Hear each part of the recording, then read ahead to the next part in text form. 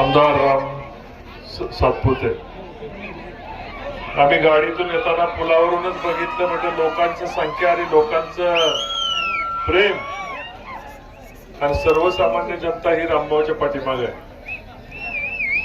तालुक्याची सर्व सत्ता एकवटली आणि रामभाऊ एका ताराजून ठेवला तर रामभाऊचा विजय झाल्याच जमा आहे.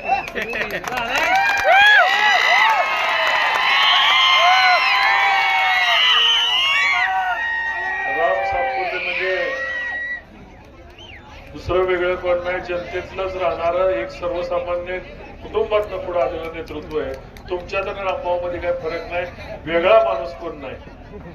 आणि सामान्य माणसासाठी कायम एक जनता दरबार घेणारा, जनतेत राहणारा, जनतेचा लोकनेता राम सातपुते पुढे तुम्हाला तालुक्यामध्ये नव्हे तर जिल्ह्यामध्ये नव्हे तर महाराष्ट्रामध्ये मोठा झालेला तुम्हाला एक नेता म्हणून उदय झाल्याशिवाय राहणार.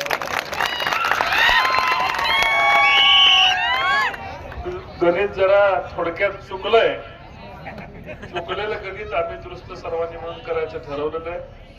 येणाऱ्या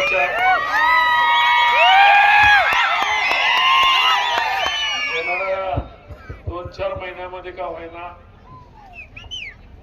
गणित व्यवस्थित देवेंद्रजी करतील याची मला खात्री आहे.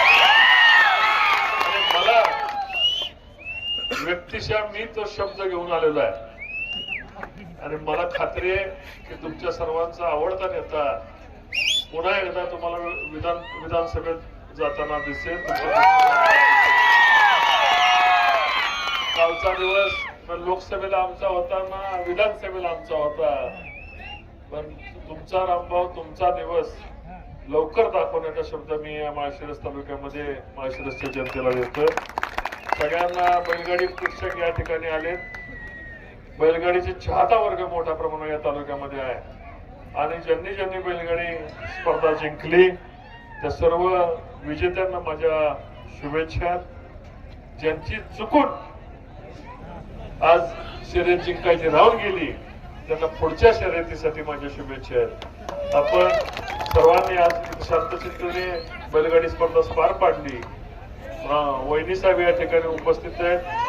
पोलीस वर्गाचं चांगल्या प्रकारे सहकार्य आहे, निवेदक चांगले, नियोजन चांगलं आहे. म्हणून तुमच्या महालक्ष्मी मंडळास मी मनापासून त्यांचं अभिनंदन आणि धन्यवाद देतो. एवढा भव्य दिव्य कार्यक्रम मला या ठिकाणी बोलवलं आणि तुमच्या सर्वांना मी पुन्हा एकदा धन्यवाद देतो. जय हिंद, जय महाराष्ट्र.